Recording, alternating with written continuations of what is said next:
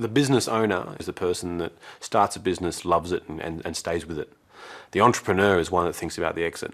And the serial entrepreneur is the one that thinks about doing it again and again and again and again. I would consider myself in the latter. My first venture was called sunscreen shots. What I would do is I'd go down to the beach in the middle of summer and sell a squirt for $1. You can get about 50 to 100 squirts out of a $5 pack. So you can quickly do the maths and realise for a 10-year-old, here I am making 50 bucks walking around.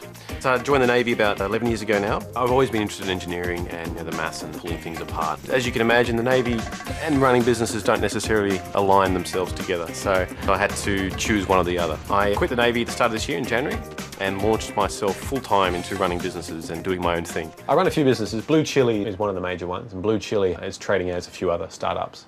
One of those startups is AutoCarlog, and there's a little modem sitting on the shelf back there that basically runs that business. AutoCarlog was the entity that I started up in 7 days and for $500 to show that you didn't need a lot of time or money to be able to start your own business. I'm always up for a new challenge. Through my whole career, I've always been trying to change and do things differently. What I want to do is vie for the smallest multinational, and I want to basically start up an entity, Sebastian International, and vie for that position. And the organisation that we're going to be taking global through Sebastian International is a thing called 1 for 1. This philosophy of, for each one of the products you purchase through us, we then go and donate one for one to the person of need.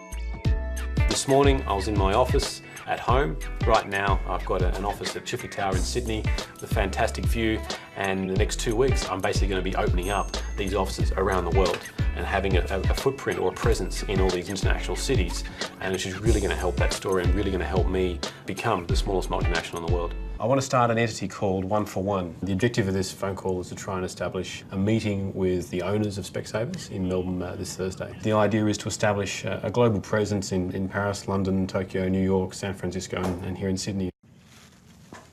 Done.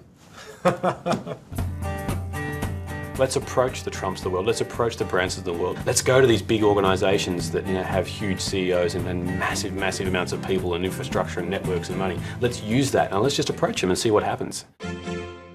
This is a challenge, and I wouldn't be doing it if it wasn't a challenge. And a challenge is always going to have, that element of risk and that little element of uncertainty. Am I able to go out there and actually complete it? If it was easy, I wouldn't be interested. And the fact that it's difficult, the fact that it's a challenge, the fact I've got 4 weeks to achieve this is what really drives me.